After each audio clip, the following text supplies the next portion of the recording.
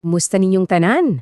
Karon, ato ning tan-awon ang usa ka lahi kaayo og makapainteres nga pag-analisar sa Rebolusyong Pranses, usa sa pinaka-importante gyud nga panghitabo sa atong kasaysayan. Paminawara gud na. Mao gyud ni ang sentro nga ideya sa atong source. Usa ka makapakurat nga pangangkon nga ang tibok revolusyon, ang kagubot, ang pagpaagas sa dugo, ang dakong pagbago nagsugod diay sa usa ka gubat batok sa usa lang ka libro. So mauni ang dakong pangutana nga atong tubagon karon.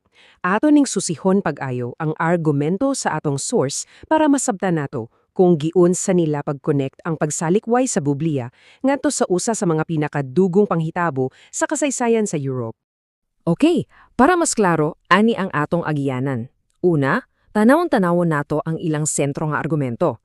Dayon, ang usa ka importante nga tagna, ang mga nahitabo sa kasaysayan sa wala pa ang revolusyon, ang kinapungkayan niini, ug syempre, unsay nahitabo pagkahuman. Okay, sugod na ta. Ato nang sudlon ang kinauyokan nga argumento para masabtan gyud nato ang pundasyon nining tibuok nga perspektibo. So, klaro kaayo ang ilang barugana, no? Para nila, dili ni aksidente. Resulta kuno ni sa dugay na kaayong pagsupak sa kasulatan, nga matud pa sa atong source, gipasiugahan gyud sa Roma.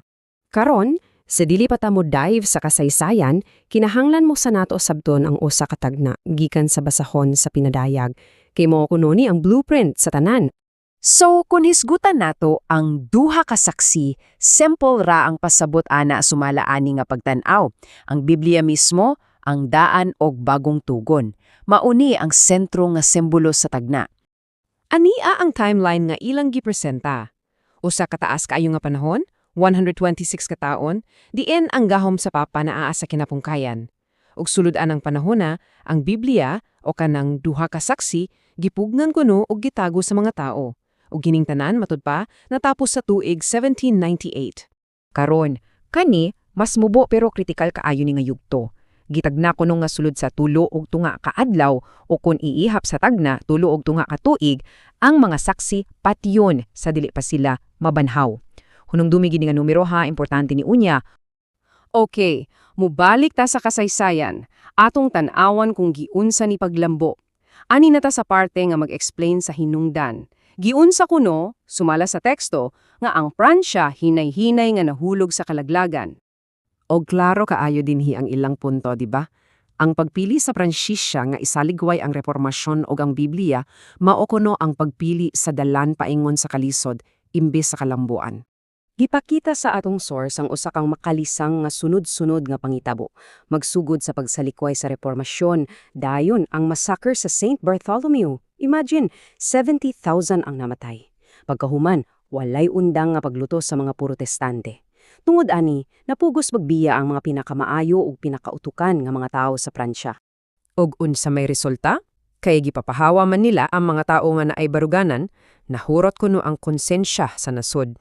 Wala na'y mubagag sa dautan, andam na kaayo ang nasod para sa usa ka revolusyon nga lahi sa tanan. So kining tanan, nagdala nato sa kinapungkayan sa istorya. Atong tan-awon kung giun sa pag-connect sa atong source kining tanan nagtung mismo sa Rebolusyong Pranses, isip ang katumanan sa tagna. Sumala sa tinubdan, ang France sa panahon sa revolusyon nahimong sama sa Ehipto tungod sa ilang opisyal nga atehismo. Nahimong sama sa Sodoma tungod sa pagtamay sa kaminyon. Ug nahimong sama sa lugar diin si Kristo gilansang kay ilang gilutos ang iyang mga sumusunod. Ug dili ni basta-basta nga pasangil. Kitudlo sa source ang mga espesipikong lakang naghihimo sa gobyerno, ang opisyal nga pagwagtang sa pagsimba, ang publikong pagsunog sa Biblia, ug ang pagpuli sa Ginoo og usa ka diyosa sa rason. Grabe no? Paminawag yun ni. Mauni ang eksaktong gisulti sa usa sa ilang mga leader. Klaro kaayo ang mensahe. Wala na'y Diyos, ang rason lang ang angay simbahon.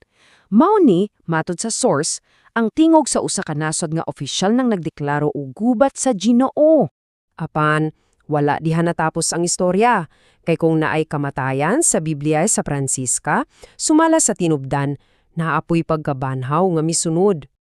Tan-awa pag-ayo ngining mga petsa. Ang gidugayon gikan sa dekreto nga nagwagtang sa reliyon hangtod sa dekreto nga nagpabalik niini mga 3 og tunga ka taon. Sakto, Sumala sa source, maujud ni ang eksaktong katumanan sa tagna sa 3.5 kaadlaw nga atong gilisgutan ganina. Ug pagkahuman aning gitawag nga pagkabanhaw, tan-awa unsay nahitabo, nibuto ang pag-apod-apod sa Biblia. Gikan sa mga 50 lang kapinulungan, gihubad ni sa ginhatos ka mga lengguwahe sa tibuok kalibutan. Kining bag-ong paghatag og pili sa Biblia, sumala sa teksto, nagdala og bag-ong panahon. Natukod ang mga dagkong Bible societies, nibuswak ang mga misyon ug murag na abli ang mga pultana sa tibuong kalibutan. Ang sikat nga pilosopo nga si Voltaire nang hambog nga iyarang po kanon ang Kristyanismo. Apan ang tubag sa atong source mao kining nindot nga metafora, nga ang Biblia kuno murag anvil. Bisan unsa pa kadaghan o kakusog ang mga martilyo nga ihapak nini, ang mga martilyo agihapon ang mga guba. So, mao ni ang katapusan pangutana nga ibilin kanato niining talagsaon nga pag-analisar. Usa ka ideya nga makapahunahunag yud nato, nga ang kapalaran sa usa ka nasod basin di ay masukod sa paagi sa iyahang pagtrato sa usa ka libro. Unsa sa inyuhang hunahuna? Daghang salamat sa pag-uban kanamo.